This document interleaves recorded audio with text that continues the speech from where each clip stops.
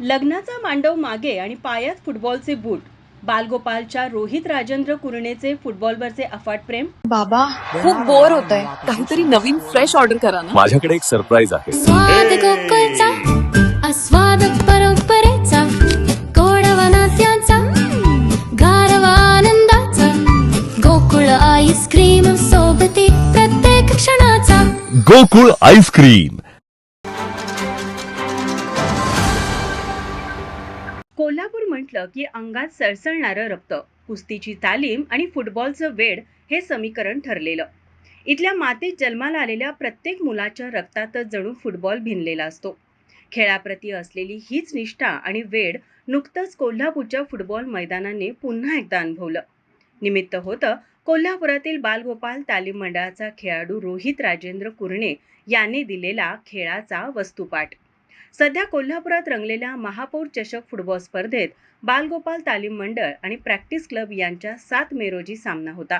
योगायोगाने याच्या आदल्या दिवशी म्हणजे 6 मे रोजी रोहितचा विवाह सोहळा पार पडला. लग्नाचा दिवस म्हणजे कोणत्याही तरुणाच्या आयुष्यातील सर्वात महत्त्वाचा आणि धावपळीचा क्षण.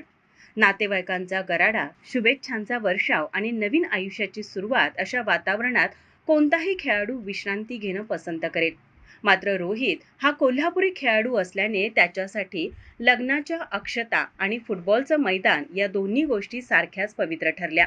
लग्नानंतरच्या दुसऱ्या दिवशी जिथे नवविवाहित जोडपे कुलदैवताच्या दर्शनाला किंवा विश्रांतीला प्राधान्य देतात, तिथे रोहितनं मात्र आपल्या हातावरची लग्नाची मेहंदी वाळायच्या आत पायात फुटबॉलचे बूट चढवले आणि तो 7 मे रोजी थेट मैदानात उतरला.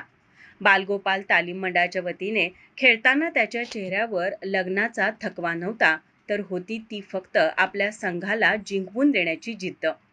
रोहितचा फुटबॉलचा प्रवास तसा जुना आहे. तो गेल्या 15 वर्षापासून फुटबॉल खेळत असून त्यांनी यापूर्वी युनिव्हर्सिटी टीम आणि डिस्ट्रिक्ट लेव्हलवरही आपल्या खेळाची चुणूक दाखवली आहे.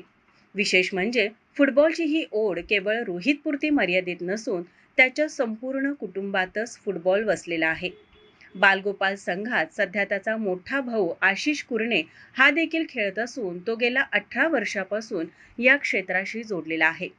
एकाच वेळी दोन्ही भाऊ बालगोपाल संघाकडून खेळताना दिसतात, ज्यात रोहित हाफ मिडफिल्डर म्हणून जबाबदारी सांभाळतो तर आशिष डिफेन्सची धुरा सांभाळतो. या सामन्यात रोहित मैदानात उतरला तेव्हा उपस्थित प्रेक्षकांनी टाळ्यांच्या कडकडाटात त्याचे स्वागत केले. जरी हा सामना बालगोपाल संघाने 3-1 अशा फरकाने हरला असला तरी संपूर्ण कोल्हापुरातील क्रीडाप्रेमींमध्ये चर्चा मात्र रोहितच्या खेळाप्रती असलेल्या समर्पणाची होती. कोल्हापूरचा फुटबॉल हा केवळ खेळ नसून तो इथला श्वास आहे, हेच रोहितने आपल्या कृतीतून पुन्हा एकदा अधोरेखित केले. छत्रपती शाहू स्टेडियमवर होणाऱ्या सामन्यांसाठी हजारोंची गर्दी लोटते. तिथे एका बाजूला संसाराची नवीन सुरुवात आणि दुसऱ्या बाजूला आपल्या संघाप्रती असलेलं कर्तव्य यांचा रोहितने सुरेख मेळ घातला. खेळाडूंसाठी मैदान हेच त्याचे पहिले दैवत असते. हाच मोठा संदेश त्याने आजच्या पिढीतील खेळाडूंना दिला आहे. खेळात हार जीत होतच असते, पण खेळाडूंची वृत्ती सर्वात महत्त्वाची ठरते. कौटुंबिक सुखापेक्षाही मैदानातील कर्तव्याला महत्त्व देणारा बालगोपाल तालीम मंडळाचा हा खेळाडू रिअल लाईफमध्ये मॅन ऑफ द मॅच ठरला.